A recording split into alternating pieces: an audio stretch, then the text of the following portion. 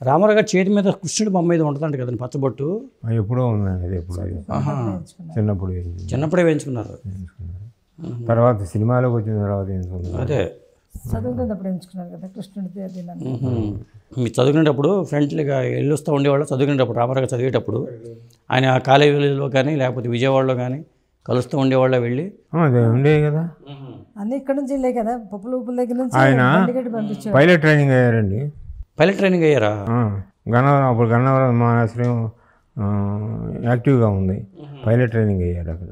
డెహ్రాడూన్ నుంచి ఆయనకి టికెట్తో సహా వచ్చింది అడ్మిషన్ ఫర్దర్ ట్రైనింగ్కి. వెళ్ళడానికి తల్లిగారు ఒప్పుకోలేదు. మేమంతా అక్కడే అరే మీరంతా ఎడ ఉండరా వెళ్ళొద్దండి. అంటే ఏం చేయాలన్నా సంప్రదించేవాళ్ళేమో మీ నాన్నగారిని. లక్ష్మయ్య గారు అంత లోతుగా ఆలోచించే మనిషి కాదండి, బోళతనం ఎక్కువ. అందుచేత వెంకటరామ గారు ఏమి చేయలేకపోతే రామయ్య గారి దగ్గరికి పంపించేది నిమ్మగూరు.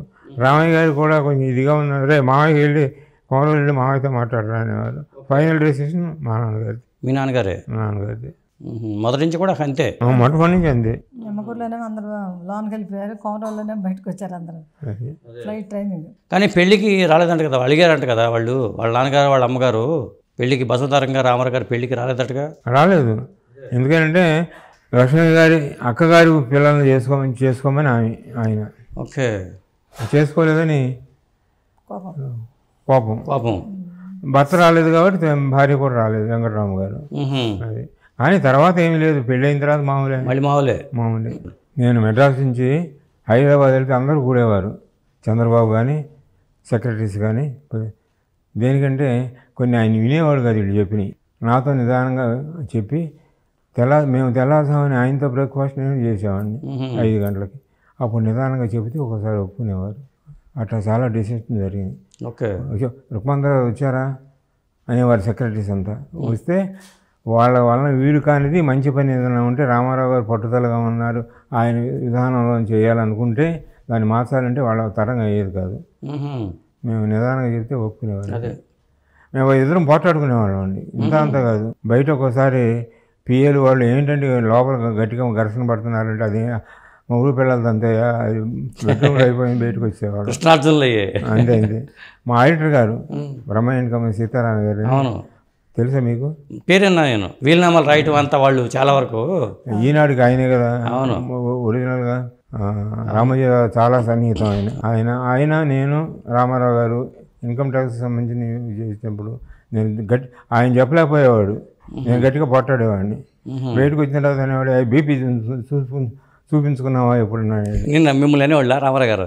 రామారావు గారు కాదు, సీతారామయ్య గారు.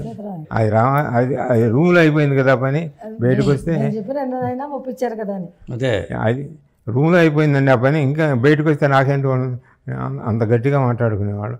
ఆయన ఎలవ చేసేవాడు. ఆయన ఎలవ చేసేవాడు కాబట్టి మనం చెప్పగలిగాం. నువ్వేంటే చెప్పేది అంత గట్టిగా ఎందుకు మాట్లాడుతున్నావు, మనం ఏం చేస్తాం? అంత గట్టిగా మాట్లాడేవాడినండి. చాలా సార్లు ఫ్యామిలీ విషయాలు కానీ పార్టీషన్లో కానీ. పార్టీషన్లో వాళ్ళు అనుకున్న దానికి మేము అనుకున్న దానికి అసలు సంబంధం లేదండి, క్లీన్గా అయిపోయినాయి.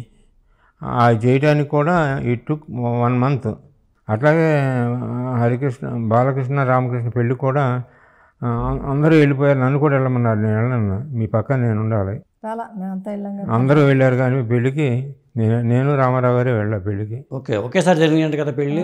ఒకేసారి తిరుపతిలో జరిగింది. ఆయనకి ఈ జనం మీద పడి ఇచ్చేస్తా అంటే బీపీ పెరిగిపోయింది. మధ్యాహ్నం అయ్యేటప్పటికి డేలా పడిపోతున్నారు. ఆ పాయింట్ నేనేం చేశానంటే పెద్ద జయకృష్ణ పిలిచి ఈ మొత్తం అంతా ఖాళీ చేయించేసి రామారావు గారు వాళ్ళు రెస్ట్ తీసుకుంటున్నారని చెప్పి ఆ ఇంటి కాంపౌండ్ అంతా ఖాళీ చేయించి క్లీన్ చేయించి ఆయన కాసేపు పడుకోబెట్టి, అక్కడ కాకుండా ఆయన ఇల్లు కట్టారు 5ఊరికి 4 మేదీపడు. అక్కడ తీసుకెళ్ళిపోయి 4 గంటలకు ఫోన్ చేసేవాళ్ళు రామారావు గారు. జయకృష్ణ ఫోన్ తీసుకోమని చెప్పి ఫలానా వాళ్ళనే లోపలికి అలౌ చేయండి. అది అవన్నీ నేను దగ్గర నుంచి చేసినవి. వాళ్ళంతా చెప్పలేకపోయేవారు. అంటే బావమరిది అంటే మరి అంతే కదండి, ఎక్కువ పాత్ర ఉంటుంది కదా.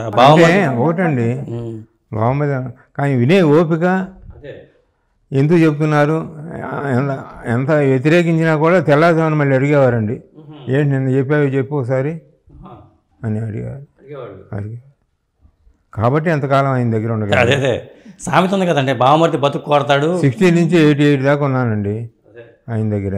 పార్టీషన్స్ అన్నీ అయిపోయి కాగితాలు ఎవరికాళ్ళకి పార్టీషన్ చేసి రామారావు గారికి అన్నీ అప్పచెప్పేసి వచ్చేసాను నేను. అప్పటికే ఉండమని గొడవ చేశారు. పిల్లలు అడిగినా కూడా వెళ్ళా. నాన్నగారికి నాకు ఒక ఏజ్ సరిపోయింది కాబట్టి సరిపోయింది. మీ ఏజ్ వేరే, నా ఏజ్ వేరే, నా పద్ధతి వేరుగా ఉండదు, మీ పద్ధతి కాదు, మీరు వేరే చూసుకోండి అని చెప్పి వెళ్ళా. ఆయన మెడ్రాస్ వచ్చినప్పుడల్లా మళ్ళీ తీసుకోవడానికి నేను పిలవనంపేవారు, నేను లేనని చెప్పేసేవాడిని. ఎదురు పడితే నో అని చెప్పలేము. కానీ ఇప్పుడు ఆమె చెప్పింది చూసారా, మా ఇద్దరికే సరిపోయింది, పిల్లలతో మాకు ఎట్లా సరిపోతుంది, ఏజ్ డిఫరెన్స్ కదా. మమ్మల్ని వదిలిపెట్టేశారు అనేవారు. అన్నా కానీ పర్వాలేదు వదిలేసి. కానీ మీ చివరి వరకు కూడా వినంటూ ఉంటే ఇంకా బాగుండేదేమో. మీరు రామారావు గారితో పిల్లలు పెద్దవాళ్ళు అయిపోయిన తర్వాత వీళ్ళు కుర్రకార పద్ధతికి వెళ్ళిపోతారు. ఆయనకి ఈయనకి సరిపోయింది, కానీ వాళ్ళకి వీళ్ళకి చేస్తే డిఫరెన్స్ నాకుంది. నేను ఎంత గట్టిగా చెప్పినా ఆయన వింటారు అనేది నాకుంది. వీళ్ళకి అట్లా ఇది లేదు కదా. అదే అది